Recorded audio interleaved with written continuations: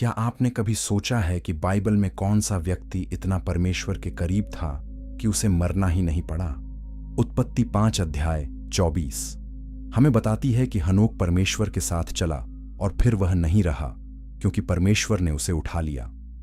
ज्यादातर लोग मानते हैं कि मृत्यु अटल है और हर किसी को इसका सामना करना होगा, लेकिन हनोक की कहानी हमें सिखाती है कि परमेश्वर के साथ इतना गहरा रिश्ता संभव है कि मृत्यु की शक्ति टूट जाती है।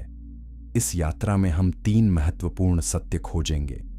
पहले हम देखेंगे कि हनोक कौन था और वह किस दुनिया में रहता था। फिर हम समझेंगे कि परमेश्वर के साथ चलने का वास्तव में क्या मतलब होता है, और अंत में हम जानेंगे कि यह प्राचीन कहानी आज हमारे जीवन को कैसे बदल सकती है। और जब हम इस पहली परत को समझ लेंगे तो असली कहानी शुरू होती है। हनोक की कहानी अद्भुत है क्योंकि पूरे इतिहास में केवल 3 लोग ऐसे हुए जिन्होंने सामान्य मृत्यु नहीं देखी। पहले हनोक थे जिन्हें परमेश्वर ने सीधे स्वर्ग में उठा लिया। फिर भविष्यवक्ता एलिय्याह आए जो आग के रथ में स्वर्ग चले, और निश्चित रूप से यीशु मसीह जो मृत्यु पर विजय पाकर जी उठे और स्वर्ग में चढ़ गए। लेकिन हनोक पहले थे। वह व्यक्ति थे जिन्होंने साबित किया कि परमेश्वर के साथ इतना घनिष्ठ संबंध बनाना संभव है कि शरीर भी रूपांतरित हो जाए। यह कोई कल्पना नहीं है, यह पवित्र शास्त्र में दर्ज इतिहास है। इब्रानियों 11 अध्याय 5 आयत हमें बताती है कि विश्वास के द्वारा हनोक उठा लिया गया ताकि मृत्यु को न देखे। यह विश्वास था जिसने उनके जीवन को बदल दिया। यह विश्वास था जिसने उन्हें परमेश्वर के इतने करीब ला दिया कि स्वर्ग और पृथ्वी के बीच की दूरी मिट गई। हनोक ने कुछ ऐसा किया जो हम सब के लिए संभव है, लेकिन बहुत कम लोग चुनते हैं। उन्होंने हर दिन परमेश्वर के साथ चलना चुना।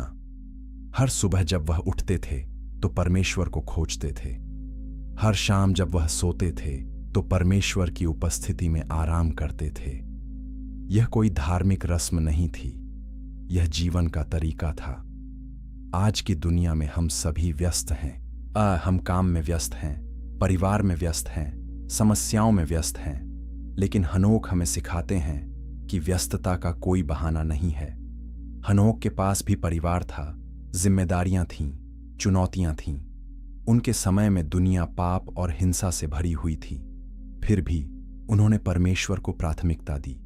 वह समझ गए थे कि जीवन केवल पृथ्वी पर बिताए गए वर्षों का नाम नहीं है। जीवन परमेश्वर के साथ अनंत काल की तैयारी है। अगर आप आज मुझसे पूछें कि बाइबल की सबसे शक्तिशाली कहानियों में से एक कौन सी है, तो मैं बिना सोचे हनोक की कहानी कहूंगा, क्योंकि यह हमें उम्मीद देती है। यह हमें दिखाती है कि परमेश्वर उन लोगों को विशेष तरीके से सम्मानित करते हैं जो उनके साथ चलते हैं। हनोक केवल एक अच्छे इंसान नहीं थे, वह केवल एक धार्मिक व्यक्ति नहीं थे, वह परमेश्वर के मित्र थे, और परमेश्वर ने उन्हें इस तरह से सम्मानित किया कि पूरी दुनिया आज भी उनकी कहानी याद करती है। तो सवाल यह है कि हनोक ने ऐसा क्या किया? उनके जीवन में कौन सा रहस्य था? और क्या हम भी वैसा ही जीवन जी सकते हैं? इस स्क्रिप्ट में हम इन सभी सवालों के जवाब खोजेंगे। हम देखेंगे कि हनोक की दुनिया कैसी थी।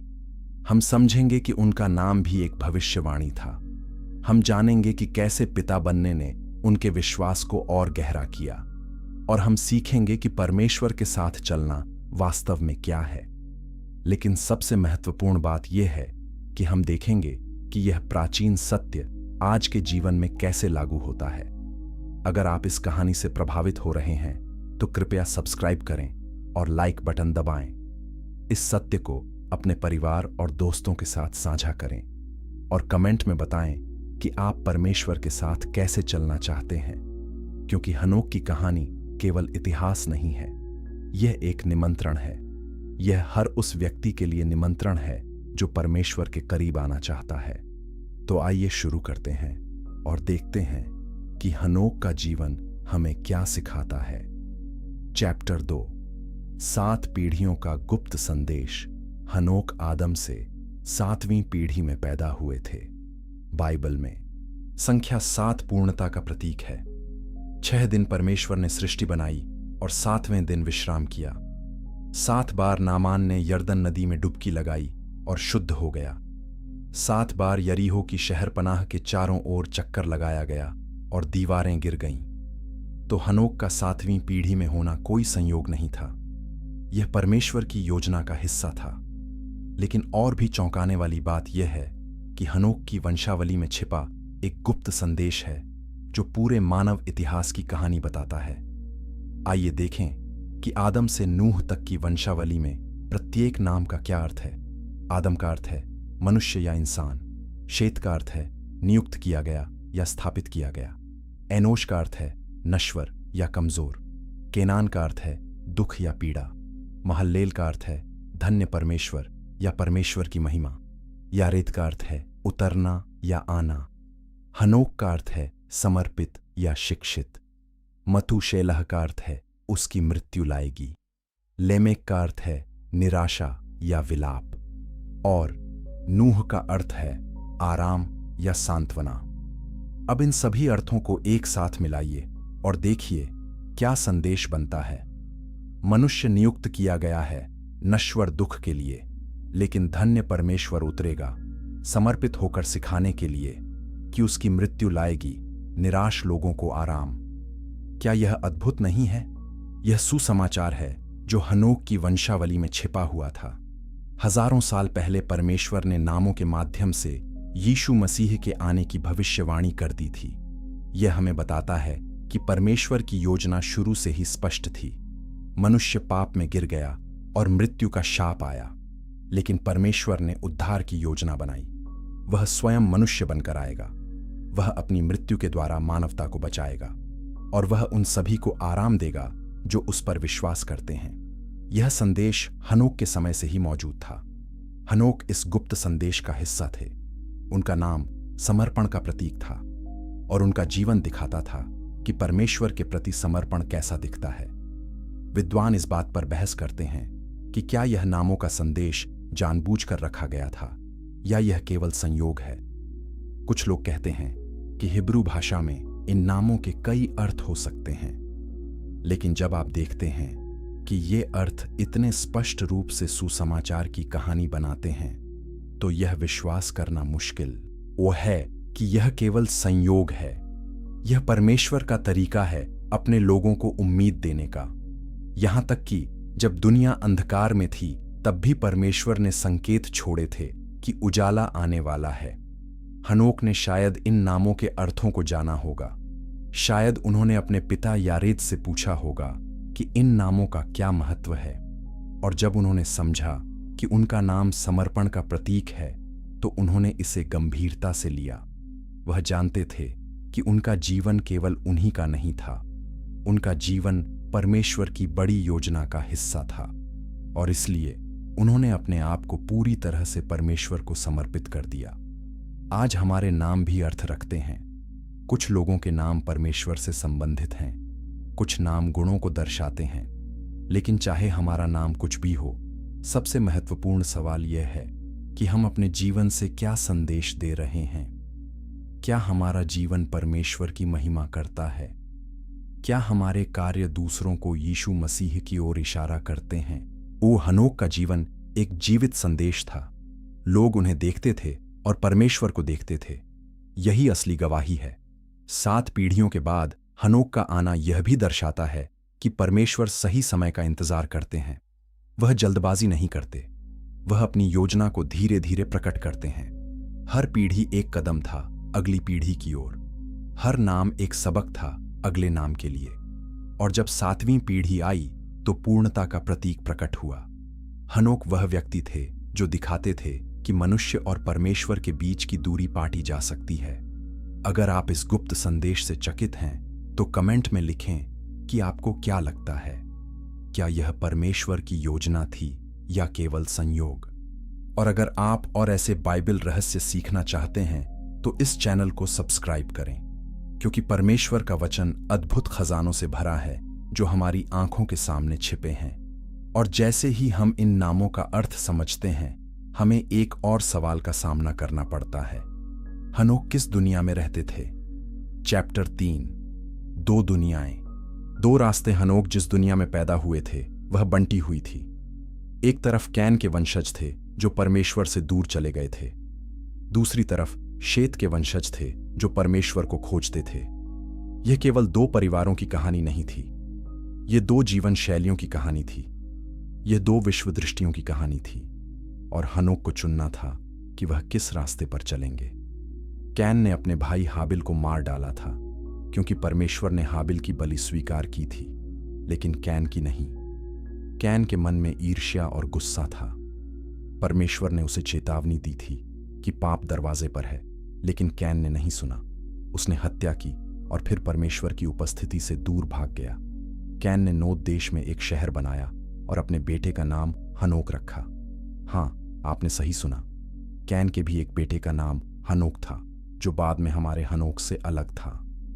कैन के वंशज शहर बनाने वाले संगीतकार और धातु के कारीगर बन गए। वे सभ्यता के निर्माता थे। उन्होंने तकनीक विकसित की, कला ऊई बनाई और समाज को आगे बढ़ाया। लेकिन उनकी उपलब्धियों के साथ अहंकार भी आया। लेमेक, जो कैन का वंशज था, ने 2 पत्नियां रखीं और घमंड से कहा कि अगर कैन का बदला 7 गुना लिया जाएगा तो उसका 77 गुना लिया जाएगा। उनकी सभ्यता हिंसा और घमंड पर आधारित थी। वे परमेश्वर के बिना जीना चाहते थे। दूसरी ओर शेत के वंशज थे। शेत का जन्म हाबिल की मृत्यु के बाद हुआ था। उत्पत्ति 4 अध्याय 26 आयत कहती है कि शेत के समय में लोगों ने यहोवा का नाम लेकर प्रार्थना करना शुरू किया। यह एक आध्यात्मिक जागृति थी। जबकि कैन के वंशज शहर बना रहे थे, शेत के वंशज वेदियां बना रहे थे। जबकि कैन के लोग धन इकट्ठा कर रहे थे, शेत के लोग परमेश्वर की उपस्थिति खोज रहे थे। यह 2 अलग जीवन दर्शन थे। हनोक शेत की वंशावली में पैदा हुए थे। वह उन लोगों के बीच बड़े हुए जो परमेश्वर का नाम लेते थे। लेकिन केवल परमेश्वर भक्त परिवार में पैदा होना काफी नहीं था। हर व्यक्ति को खुद चुनना होता है। हनोक चाहते तो कैन की दुनिया में शामिल हो सकते थे। वहां समृद्धि थी, सफलता थी, प्रसिद्धि थी। लेकिन हनोक ने कुछ और चुना। उन्होंने परमेश्वर को चुना। यह चुनाव आज भी हर इंसान के सामने है। हम दुनिया की सफलता को चुन सकते हैं या परमेश्वर की उपस्थिति को। हम धन दौलत और प्रसिद्धि के पीछे भाग सकते हैं या हम परमेश्वर के साथ चलने का फैसला कर सकते हैं। यह आसान चुनाव नहीं है। दुनिया हमें आकर्षित करती है। दुनिया हमें कहती है कि सफलता ही सब कुछ है। लेकिन हनोक ने दिखाया कि एक और रास्ता है। वह रास्ता है समर्पण का। वह रास्ता है परमेश्वर के साथ घनिष्ठता का। हनोक के समय तक दुनिया में बुराई बढ़ रही थी। उत्पत्ति 6 अध्याय में हम पढ़ते हैं कि परमेश्वर के पुत्रों ने मनुष्यों की पुत्रियों को देखा और उन्हें अपनी पत्नियां बनाया। विद्वान इस बात पर बहस करते हैं कि परमेश्वर के पुत्र कौन थे। कुछ लोग कहते हैं कि ये गिरे हुए स्वर्गदूत थे। कुछ कहते हैं कि ये शेत के वंशज थे जो कैन के वंशजों से शादी कर रहे थे। जो भी हो, परिणाम स्पष्ट था। दुनिया भ्रष्ट हो रही थी। हिंसा हर जगह थी और परमेश्वर को दुख हो रहा था। इस भ्रष्ट दुनिया में हनोक एक रोशनी की तरह थे। वह अंधकार में एक दीपक थे। जब सब लोग परमेश्वर से दूर जा रहे थे, तब हनोक परमेश्वर के करीब आ रहे थे। जब दुनिया पाप में डूब रही थी, तब हनोक पवित्रता में चल रहे थे। यही असली साहस है। भीड़ के साथ चलना आसान है, लेकिन अकेले परमेश्वर के साथ खड़े रहना कठिन है। हनोक ने वही किया जो कठिन था। आज की दुनिया भी बंटी हुई है। एक तरफ वे लोग हैं जो परमेश्वर के बिना जीते हैं। वे अपनी मर्जी से जीते हैं, अपने सपनों का पीछा करते हैं और सोचते हैं कि वे अपने जीवन के मालिक हैं। दूसरी तरफ वे लोग हैं जो परमेश्वर को खोजते हैं। वे समझते हैं कि जीवन परमेश्वर की देन है और उसे परमेश्वर की महिमा के लिए जीना चाहिए। आपको चुनना है कि आप किस रास्ते पर चलेंगे। यह सबसे महत्वपूर्ण चुनाव है जो आप कभी करेंगे।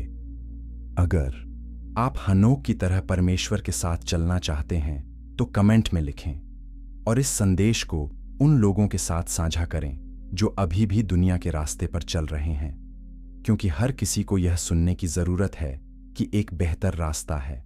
और जब हम इन 2 दुनियाओं को समझ लेते हैं तो हमें एक और रहस्य का पता चलता है। हनोक के नाम का अर्थ क्या था? चैप्टर 4। समर्पित नाम का अर्थ। नाम केवल पहचान के लिए नहीं होते। बाइबल के समय में नाम एक भविष्यवाणी होते थे, एक नियति होती थी। जब माता पिता अपने बच्चे का नाम रखते थे तो वे उसकी किस्मत तय कर रहे होते थे, वे उसके जीवन की दिशा निर्धारित कर रहे होते थे। इसलिए हनोक का नाम बहुत महत्वपूर्ण है। हनोक नाम का अर्थ है समर्पित या प्रशिक्षित या दीक्षित। यह नाम दिखाता है कि हनोक के माता पिता यारेद और उनकी पत्नी ने कुछ खास देखा होगा। शायद उन्हें परमेश्वर से कोई संदेश मिला होगा। शायद उन्होंने सपने में देखा होगा कि यह बच्चा विशेष है, या शायद उन्होंने केवल विश्वास से यह नाम रखा होगा कि यह बच्चा परमेश्वर के लिए समर्पित होगा। जो भी कारण हो, नाम सही साबित हुआ।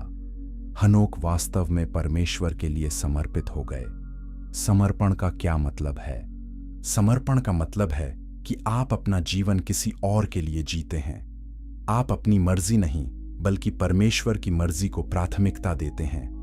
आप अपने सपनों को नहीं बल्कि परमेश्वर के सपनों को पूरा करते हैं।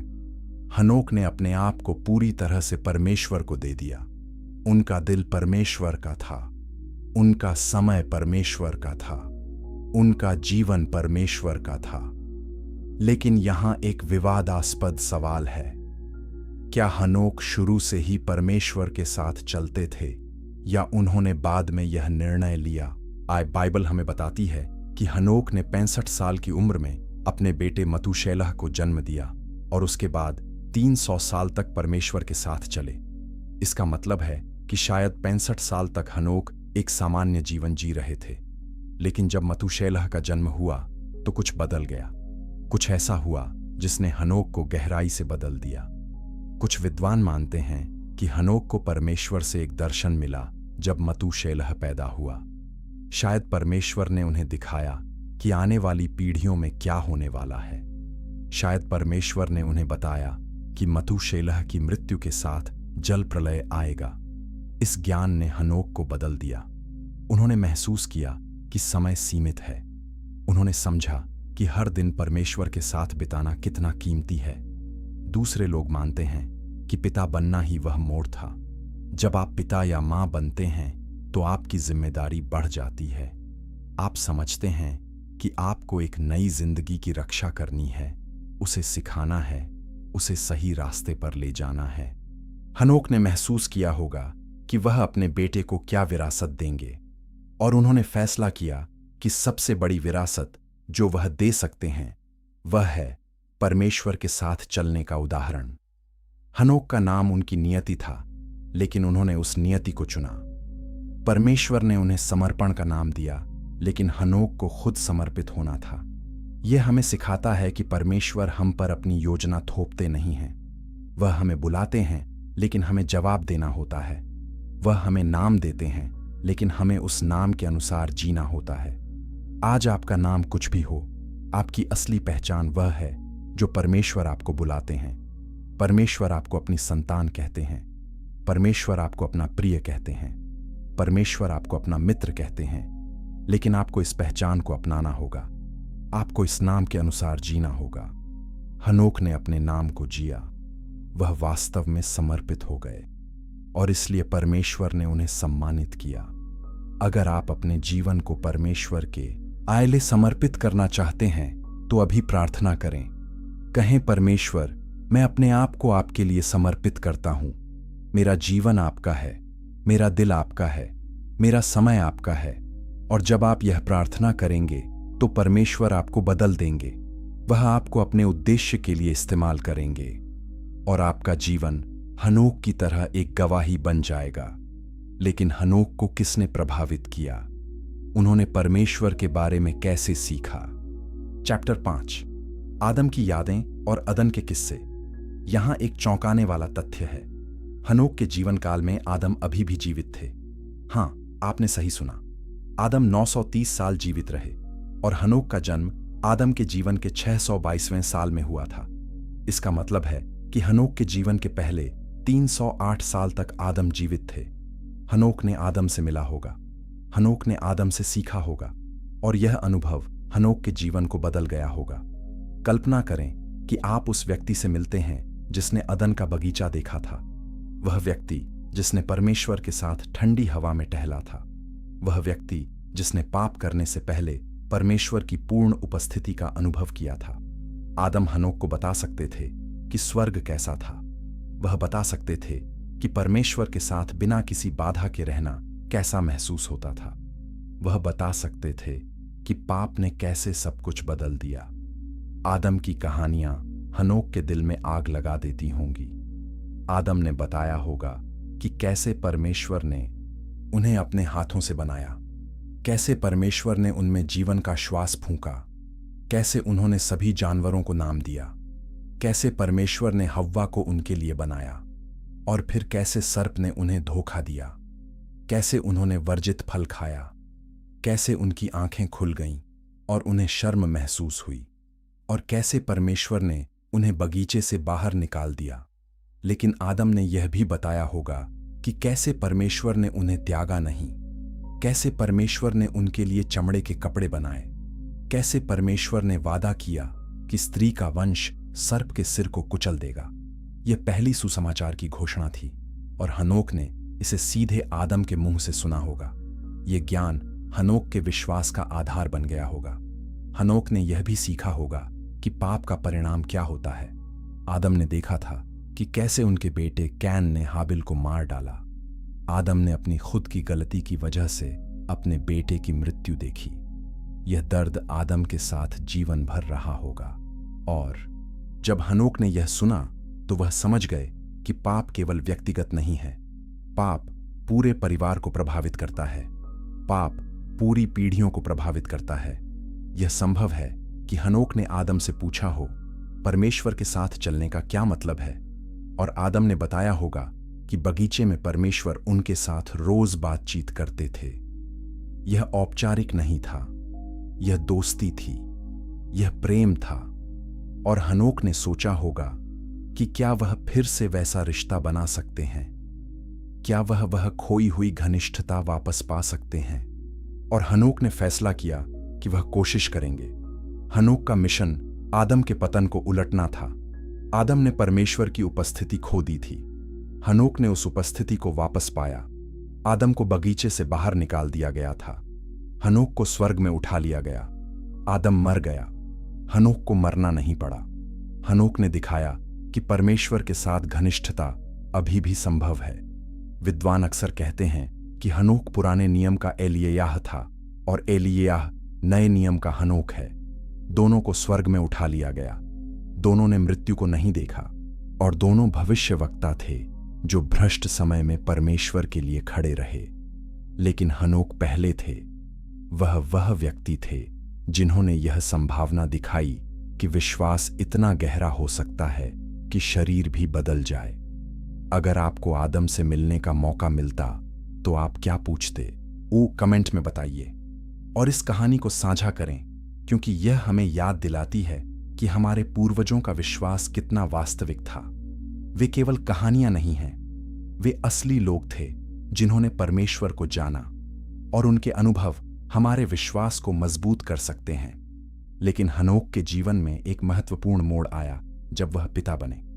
चैप्टर 6, पिता बनना, जीवन का मोड़। उत्पत्ति 5 अध्याय 22 आयत में लिखा है कि मथुशेलह के जन्म के बाद हनोक 300 साल तक परमेश्वर के साथ चले। यह वाक्य महत्वपूर्ण है।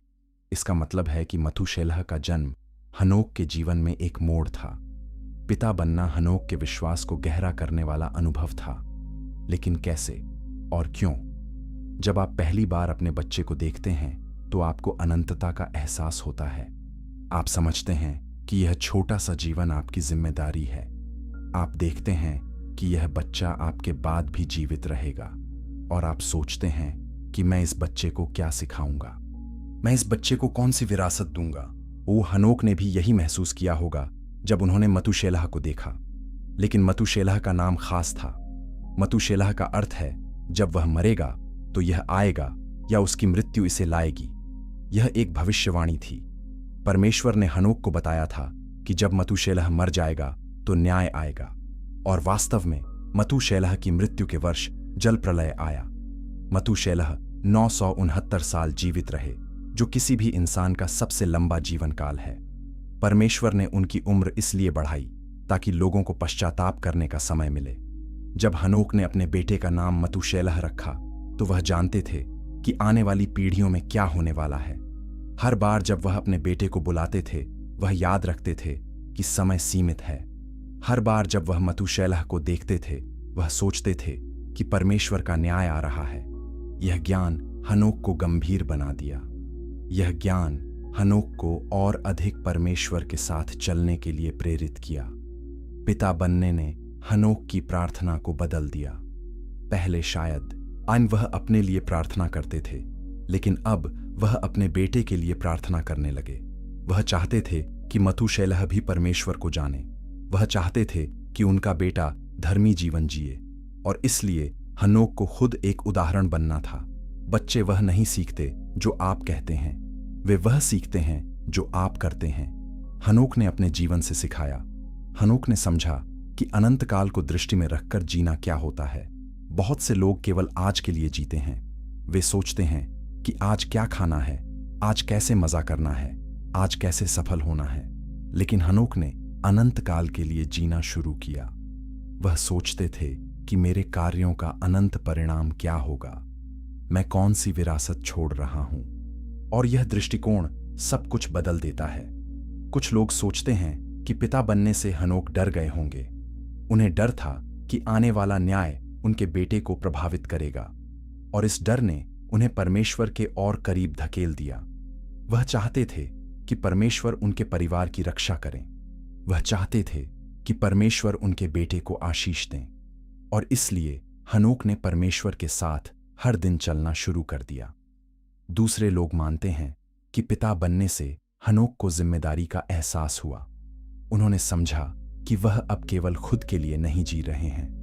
उनके कार्य उनके बेटे को प्रभावित करेंगे। उनका विश्वास उनके बेटे को प्रभावित करेगा, और इसलिए हनोक ने फैसला किया कि वह सबसे अच्छा पिता बनेंगे जो वह हो सकते हैं। और सबसे अच्छा पिता वह है जो अपने बच्चों को परमेश्वर के साथ चलने का उदाहरण दिखाए। आज बहुत से माता पिता अपने बच्चों को सफलता की शिक्षा देते हैं। वे चाहते हैं कि उनके बच्चे अच्छी नौकरी पाएं, अच्छा पैसा कमाएं और वो सुखी जीवन जिएं। लेकिन कितने माता पिता अपने बच्चों को परमेश्वर के साथ चलने की शिक्षा देते हैं? कितने माता पिता अपने बच्चों को दिखाते हैं कि विश्वास कैसा दिखता है? हनोक ने वही किया, और उनका बेटा मतुशेलह भी धर्मी बन गया।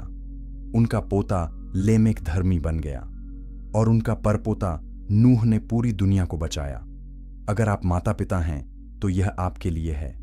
आपकी सबसे बड़ी जिम्मेदारी अपने बच्चों को परमेश्वर के साथ चलने की शिक्षा देना है। पैसा, सफलता और प्रसिद्ध सब कुछ खत्म हो जाएगा, लेकिन परमेश्वर के साथ रिश्ता अनंत काल तक रहेगा। अपने बच्चों को वह विरासत दीजिए जो हमेशा के लिए रहेगी। और अगर आप अभी माता पिता नहीं हैं तो भी आप किसी की जिंदगी को प्रभावित कर सकते हैं। आप किसी के लिए उदाहरण बन सकते हैं। तो अब सवाल यह है कि परमेश्वर के साथ चलने का वास्तव में क्या मतलब है। चैप्टर 7, परमेश्वर के साथ चलने का वास्तविक अर्थ। परमेश्वर के साथ चलना। यह वाक्यांश इतना सरल लगता है, लेकिन इसका अर्थ बहुत गहरा है। बाइबल में केवल 2 लोगों के बारे में कहा गया है कि वे परमेश्वर के साथ चले, पहले हनोक और दूसरे नूह। तो यह कोई सामान्य बात नहीं थी, यह असाधारण था, यह दुर्लभ था, और इसलिए हमें समझना होगा कि इसका क्या मतलब है। परमेश्वर के साथ चलने का मतलब है कि आप परमेश्वर के साथ कदम से कदम मिलाकर चलते हैं। जब परमेश्वर आगे बढ़ते हैं तो आप भी आगे बढ़ते हैं। जब परमेश्वर रुकते हैं तो आप भी रुकते हैं। जब परमेश्वर दाएं मुड़ते हैं तो आप भी दाएं मुड़ते हैं। यह पूर्ण समर्पण है, यह पूर्ण आज्ञाकारिता है, यह पूर्ण विश्वास है। परमेश्वर के साथ चलने का मतलब यह भी है कि आप परमेश्वर के साथ रोज संगति करते हैं। यह एक बार का अनुभव नहीं है, यह रोज का रिश्ता है। हर सुबह आप परमेश्वर से बात करते हैं। हर दिन आप परमेश्वर की आवाज सुनते हैं। हर शाम आप परमेश्वर के साथ अपने दिन की समीक्षा करते हैं। यह निरंतर संवाद है। परमेश्वर के साथ चलने का मतलब है कि आप परमेश्वर की उपस्थिति में रहते हैं। आप जानते हैं कि परमेश्वर हमेशा आपके साथ हैं। जब आप काम पर जाते हैं तो परमेश्वर साथ हैं।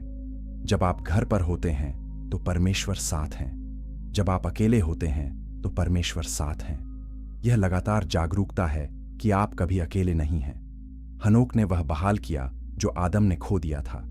आदम अदन के बगीचे में परमेश्वर के साथ चलते थे, लेकिन पाप के बाद वह डर गए और छिप गए। आदम को बगीचे से बाहर निकाल दिया गया और परमेश्वर की उपस्थिति से अलग कर दिया गया, लेकिन हनोक ने उस घनिष्ठता को वापस पा लिया। वह परमेश्वर के साथ बिना शर्म के चले। वह परमेश्वर के साथ बिना डर के चले। वह परमेश्वर के साथ बिना दूरी के चले। यह दोस्ती थी, यह प्रेम था।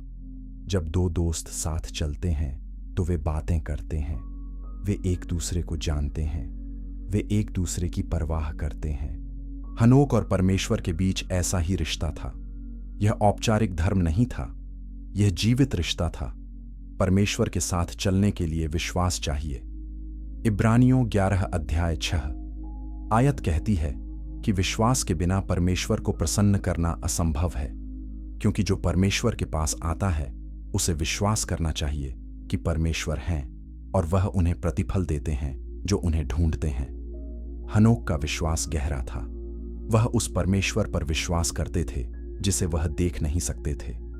वह उस परमेश्वर पर भरोसा करते थे जिसकी आवाज केवल दिल में सुनाई देती थी। परमेश्वर के साथ चलने का मतलब यह भी है कि आप परमेश्वर की इच्छा के अनुसार जीते हैं। आप पाप से दूर रहते हैं। आप पवित्रता में चलते हैं। आप सच बोलते हैं। आप दूसरों से प्रेम करते हैं। आप क्षमा करते हैं। यह केवल रविवार को चर्च जाने की बात नहीं है। यह सोमवार से शनिवार तक भी परमेश्वर के साथ जीने की बात है। हनोक की दुनिया भ्रष्ट थी, लेकिन हनोक पवित्र आ रहे। लोग हिंसा कर रहे थे, लेकिन हनोक शांति से चल रहे थे। लोग परमेश्वर को भूल रहे थे, लेकिन हनोक परमेश्वर को याद कर रहे थे। यह आसान नहीं था। हनोक को अकेला महसूस हुआ होगा। हनोक को मजाक उड़ाया गया होगा। लोगों ने उन्हें पागल कहा होगा, लेकिन हनोक ने परवाह नहीं की। वह परमेश्वर को खुश करना चाहते थे, न कि लोगों को। आज परमेश्वर के साथ चलना भी मुश्किल है। दुनिया हमें अलग रास्ते पर चलने के लिए कहती है। दुनिया कहती है कि अपने लिए जियो, मजे करो और जो मन करे वो करो। लेकिन परमेश्वर कहते हैं कि मेरे साथ चलो, मेरी आज्ञा मानो, मुझ पर भरोसा करो। और जब आप परमेश्वर के साथ चलने का फैसला करते हैं तो आप पाएंगे कि यह सबसे अच्छा फैसला है जो आपने कभी लिया। अगर आप परमेश्वर के साथ चलना चाहते हैं तो आज से शुरू करें। सुबह उठकर परमेश्वर से बात करें। दिन भर में परमेश्वर को याद करें। रात को सोने से पहले परमेश्वर को धन्यवाद दें। रोज बाइबल पढ़ें, रोज प्रार्थना करें और रोज हम परमेश्वर की आज्ञाओं को मानें। यह परमेश्वर के साथ चलने की शुरुआत है। लेकिन हनोक केवल परमेश्वर के साथ चलते नहीं थे, वह एक भविष्यवक्ता भी थे। चैप्टर 8 भविष्यवक्ता की आवाज। हनोक केवल एक धर्मी व्यक्ति नहीं थे, वह एक भविष्यवक्ता भी थे। यहूदा पत्री के 14वें और 15वें आयत में लिखा है कि हनोक ने भविष्यवाणी की, देखो प्रभु अपने हजारों पवित्रों के साथ आया, सभी का न्याय करने और सभी अभक्तों को उनके सभी अभक्ति के कामों के लिए दोषी ठहराने। यह एक शक्तिशाली संदेश था और हनोक ने यह संदेश तब दिया जब दुनिया इसे सुनना नहीं चाहती थी। हनोक ने देखा कि दुनिया में बुराई बढ़ रही है। उन्होंने देखा कि लोग परमेश्वर को भूल रहे हैं। उन्होंने देखा कि हिंसा और भ्रष्टाचार हर जगह फैल रहा है। और परमेश्वर ने हनोक को दिखाया कि यह अंत नहीं है। परमेश्वर न्याय करने आएंगे। परमेश्वर बुराई को दंड देंगे और धर्मी बचाए जाएंगे। हनोक का संदेश लोकप्रिय नहीं था। कोई भी न्याय के आम बारे में सुनना नहीं चाहता। लोग चाहते थे कि उन्हें बताया जाए कि सब कुछ ठीक है। लोग चाहते थे कि उन्हें आराम दिया जाए। लेकिन हनोक ने सच बोला। उन्होंने चेतावनी दी। उन्होंने लोगों से कहा कि पश्चाताप करो और परमेश्वर की ओर लौट आओ। भविष्यवक्ता होना आसान नहीं है। भविष्यवक्ताओं को अक्सर अस्वीकार किया जाता है, उन्हें सताया जाता है, उन्हें मार डाला जाता है। लेकिन हनोक डरे नहीं। वह जानते थे कि वह परमेश्वर की आवाज बोल रहे हैं और परमेश्वर की आवाज को चुप नहीं कराया जा सकता। हनोक की भविष्यवाणी न केवल उनके समय के लिए थी, यह आज भी प्रासंगिक है। यीशु मसीह फिर से आने वाले हैं। वह अपने पवित्र लोगों के साथ आएंगे। वह दुनिया का न्याय करेंगे और जो लोग उन पर विश्वास करते हैं वे बचाए जाएंगे। हनोक की भविष्यवाणी हजारों साल पहले की गई थी, लेकिन यह अभी भी पूरी हो रही है। कुछ विद्वान मानते हैं कि हनोक ने एक किताब लिखी थी जिसे हनोक की किताब कहा जाता है। यह किताब इथियोपियाई चर्च में पवित्र शास्त्र का हिस्सा है, लेकिन ज्यादातर चर्च इसे अपोक्रिफा मानते हैं। इस किताब में स्वर्गदूतों, गिरे हुए स्वर्गदूतों, स्वर्ग की यात्रा और आने वाले न्याय के बारे में विस्तार से लिखा है। कुछ लोग कहते हैं कि यह हनोक ने खुद लिखी थी। दूसरे कहते हैं कि यह बाद में किसी और ने उनके नाम से लिखी थी। जो भी सच हो, यह दिखाता है कि हनोक का प्रभाव कितना बड़ा था। हनोक की घनिष्ठता परमेश्वर के साथ ने उन्हें भविष्यवक्ता बनाया। जब आप परमेश्वर के करीब होते हैं तो आप परमेश्वर की आवाज सुनते हैं। जब आप परमेश्वर के साथ चलते हैं तो परमेश्वर आपको अपनी योजनाएं दिखाते हैं। हनोक इतने परमेश्वर के करीब थे कि परमेश्वर ने उन्हें भविष्य दिखाया और हनोक ने वह संदेश दुनिया के सामने रखा। आज भी परमेश्वर भविष्यवक्ताओं की तलाश में हैं। वह उन लोगों की तलाश में हैं जो सच बोलने से नहीं डरते। वह उन लोगों की तलाश में हैं जो लोकप्रियता से ज्यादा सच्चाई को महत्व देते हैं। अगर आप परमेश्वर के साथ चलते हैं तो शायद परमेश्वर आपको भी भविष्यवाणी का वरदान दें। शायद परमेश्वर आपको भी अपनी योजनाएं दिखाएं और तब आपकी जिम्मेदारी है कि आप वह संदेश बांटें जो परमेश्वर आपको देते हैं। हनोक का संदेश स्पष्ट था, न्याय आ रहा है, पश्चाताप करो, परमेश्वर की ओर लौट आओ। और यह संदेश आज भी उतना ही जरूरी है जितना तब था। दुनिया अभी भी बुराई से भरी है। लोग अभी भी परमेश्वर को भूल रहे हैं, लेकिन परमेश्वर का न्याय आ रहा है। सवाल यह है कि आप तैयार हैं या नहीं। और फिर एक दिन कुछ अद्भुत हुआ। हनोक गायब हो गए। चैप्टर 9, स्वर्गारोहण। मृत्यु के बिना प्रस्थान। उत्पत्ति 5 अध्याय 24 आयत में लिखा है कि हनोक परमेश्वर के साथ चले और फिर वह नहीं रहे क्योंकि परमेश्वर ने उसे उठा लिया। यह बाइबल का सबसे रहस्यमय वाक्य है। हनोक नहीं रहे, उन्होंने मृत्यु नहीं देखी, वह बस गायब हो गए। परमेश्वर ने उन्हें उठा लिया। कल्पना करें उस दिन को। हनोक अपने सामान्य दिनचर्या में थे। शायद वह प्रार्थना कर रहे थे, शायद वह टहल रहे थे, शायद वह अपने परिवार के साथ थे। और अचानक परमेश्वर की उपस्थिति इतनी शक्तिशाली हो गई कि हनोक का शरीर बदल गया। पृथ्वी और स्वर्ग के बीच की दूरी मिट गई और हनोक सीधे स्वर्ग में चले गए, बिना मरे, बिना दर्द के, बिना बीमारी के। इब्रानियों 11 अध्याय 5 आयत कहती है कि विश्वास के द्वारा हनोक उठा लिया गया ताकि मृत्यु को न देखे, और वह नहीं मिला क्योंकि परमेश्वर ने उसे उठा लिया था।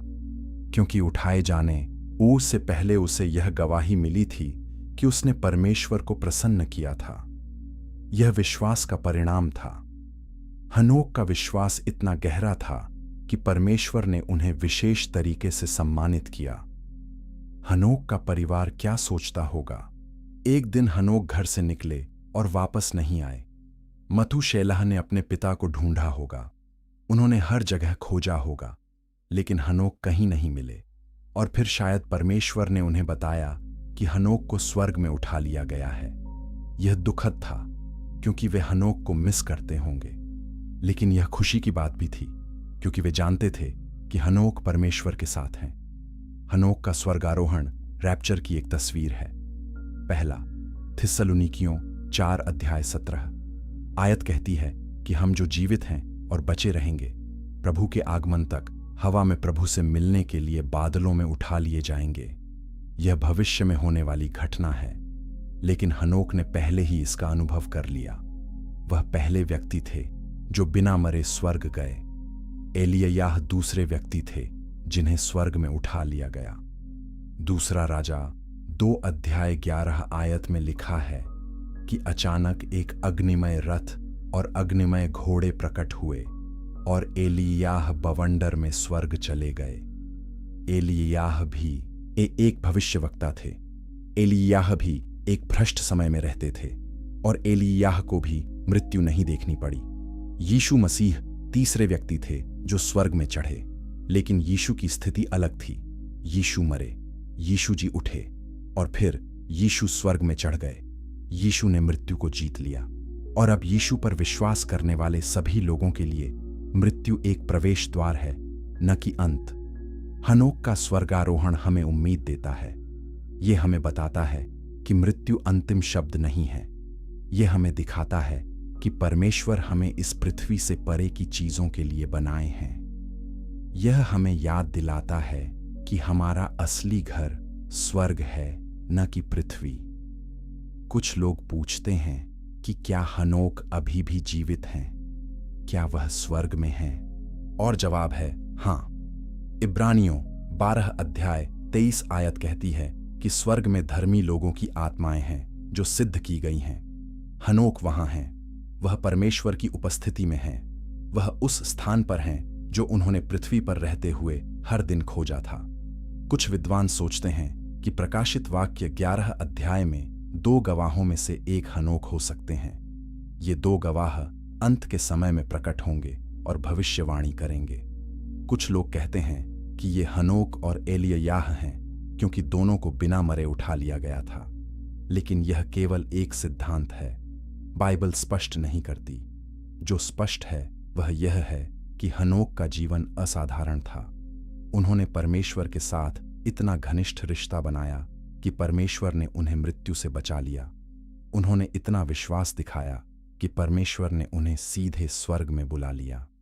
और उनकी कहानी हमें प्रेरित करती है कि हम भी परमेश्वर के साथ ऐसा रिश्ता बना सकते हैं। अगर आप इस अद्भुत कहानी से प्रभावित हुए हैं तो लाइक बटन दबाएं और इस वीडियो को अपने दोस्तों के साथ साझा करें, और कमेंट में बताएं कि क्या आपको लगता है कि आज भी कोई हनोक की तरह परमेश्वर के साथ चल सकता है। और क्योंकि यह केवल प्राचीन इतिहास नहीं है, यह आज भी संभव है। लेकिन हनोक ने केवल अपने जीवन को प्रभावित नहीं किया, उन्होंने पीढ़ियों को बदल दिया। चैप्टर 10, हनोक की विरासत। पीढ़ियों को बदलना। हनोक की विरासत उनकी मृत्यु के बाद नहीं खत्म हुई। दरअसल उनकी मृत्यु हुई ही नहीं, लेकिन उनका प्रभाव पीढ़ियों तक चलता रहा। हनोक के बेटे मतुशेलह ने 969 साल जिया, जो किसी भी इंसान का सबसे लंबा जीवन काल है। मतुशेलह धर्मी थे। उन्होंने अपने पिता से सीखा था कि परमेश्वर के साथ कैसे चलना है, और उन्होंने उस शिक्षा को अपने बेटे लेमेक को दिया। लेमेक भी धर्मी थे। उनके बेटे का नाम नूह था, और नूह वह व्यक्ति थे जिन्होंने जहाज बनाया और जल प्रलय से मानवता को बचाया। उत्पत्ति 6 अध्याय 9 आयत कहती है कि नूह एक धर्मी व्यक्ति थे, अपने समय के लोगों में निर्दोष, और नूह परमेश्वर के साथ चले। यह वही वाक्यांश है जो हनोक के लिए इस्तेमाल किया गया था। नूह ने अपने परदादा हनोक के नक्शेकदम पर चला। हनोक ने नूह को कभी नहीं देखा। हनोक स्वर्ग में उठा लिए गए थे इससे पहले कि नूह का जन्म हुआ, लेकिन हनोक का प्रभाव नूह तक पहुंचा। मतुशेलह और लेमेक ने नूह को बताया होगा कि हनोक कैसे परमेश्वर के साथ चलते थे। उन्होंने नूह को सिखाया होगा कि परमेश्वर की आज्ञा कैसे मानी जाए, और नूह ने वह सब सीखा और लागू किया। नूह के समय में पूरी दुनिया भ्रष्ट हो गई थी।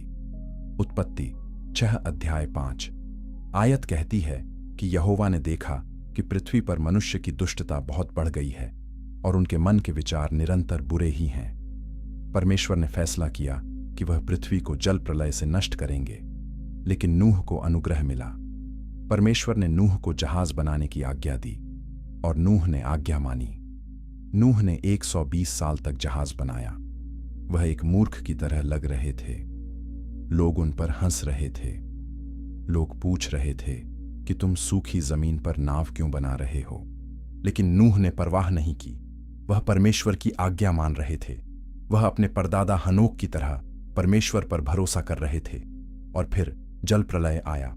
बारिश 40 दिन और 40 रात गिरती रही। पृथ्वी पानी से ढक गई। हर जीवित प्राणी नष्ट हो गया, लेकिन नूह और उनका परिवार और जहाज में जानवर बच गए। नूह ने मानवता को बचा लिया, और यह सब हनोक की विरासत का हिस्सा था।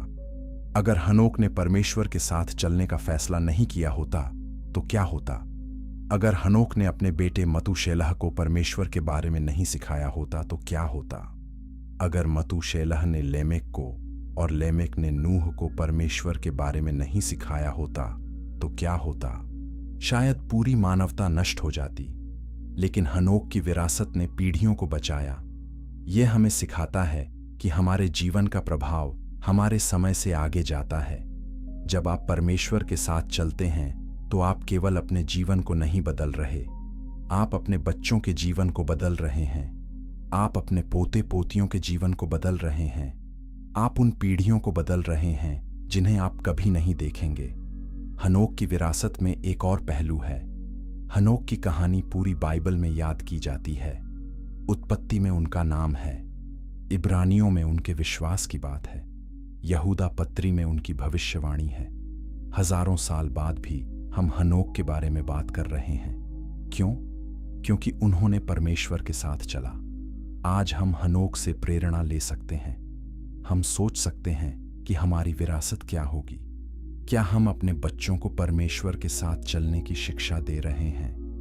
क्या हम उन लोगों को प्रभावित कर रहे हैं जो हमारे आसपास हैं? नहीं, क्या हमारा जीवन एक गवाही है या हम केवल अपने लिए जी रहे हैं?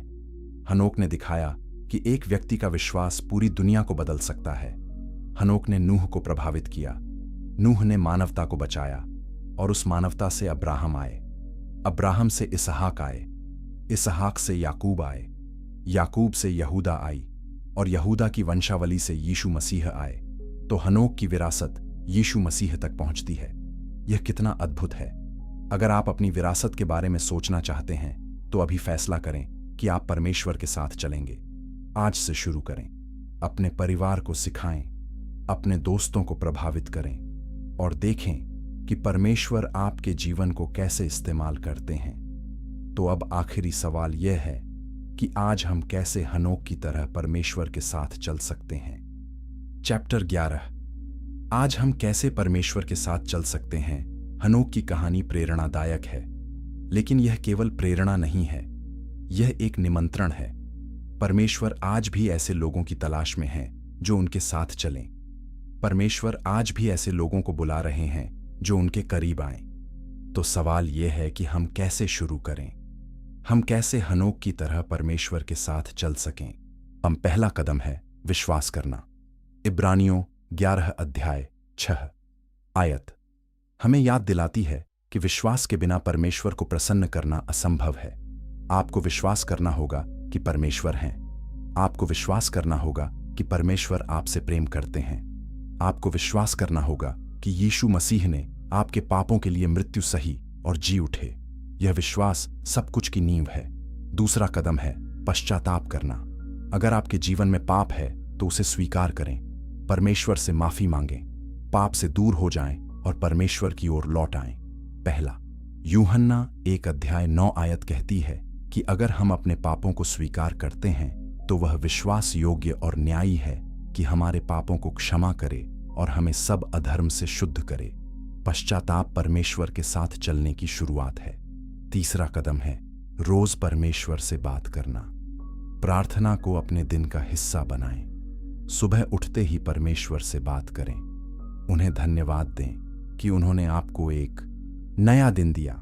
उनसे मदद मांगें कि वे आपको दिन भर में मार्गदर्शन करें।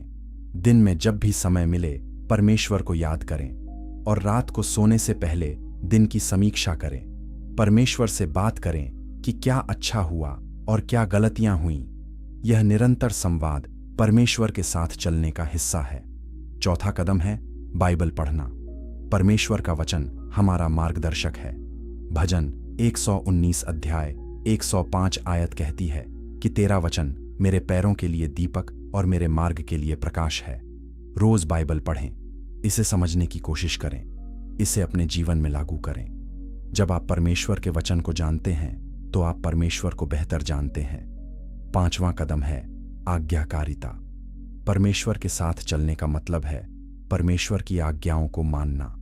यीशु ने यूहन्ना 14 अध्याय 15 आयत में कहा कि अगर तुम मुझसे प्रेम करते हो तो मेरी आज्ञाओं को मानोगे। आज्ञाकारिता प्रेम का प्रमाण है। जब आप परमेश्वर से प्रेम करते हैं तो आप वह करना चाहते हैं जो वह कहते हैं। आज्ञाकारिता बोझ नहीं है, यह खुशी है। छठा कदम है संगति। अकेले विश्वासी जीवन जीना कठिन है। आपको ऐसे लोगों की जरूरत है जो आपको प्रोत्साहित करें। आपको चर्च जाने की जरूरत है। आपको विश्वासियों के समूह का हिस्सा बनने की जरूरत है। इब्रानियों 10 अध्याय 25 आयत कहती है कि हम एक साथ इकट्ठा होना न छोड़ें जैसे कुछ लोगों की आदत है, बल्कि एक दूसरे को प्रोत्साहित करें।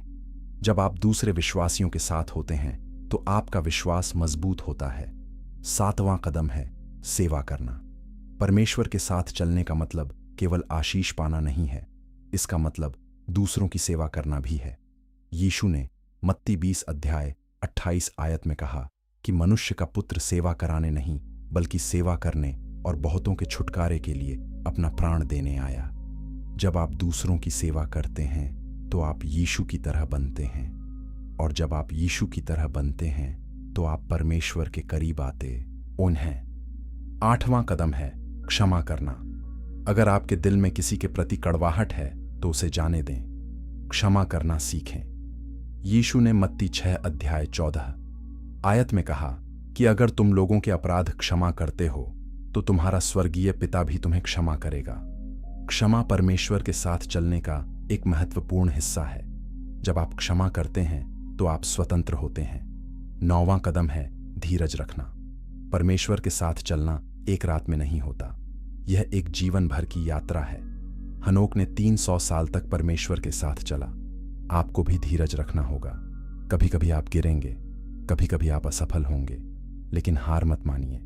फिर से उठिए, फिर से शुरू करिए। परमेश्वर आपका इंतजार कर रहे हैं। 10वां कदम है अनंत काल को याद रखना। इस पृथ्वी पर जीवन अस्थायी है, लेकिन अनंत काल हमेशा के लिए है। हनोक ने अनंत काल को ध्यान में रखते हुए जीवन जिया, और इसलिए वह अनंत जीवन में प्रवेश कर गए। दूसरा कुरिन्थियों 4 अध्याय 18 आयत कहती है कि हम देखी हुई वस्तुओं को नहीं बल्कि अनदेखी वस्तुओं को देखते हैं, क्योंकि देखी हुई वस्तुएं थोड़े समय की हैं लेकिन अनदेखी वस्तुएं सदा की हैं। जब आप अनंत काल को याद रखते हैं तो आपकी प्राथमिकताएं बदल जाती हैं। तो आज आप क्या चुनेंगे?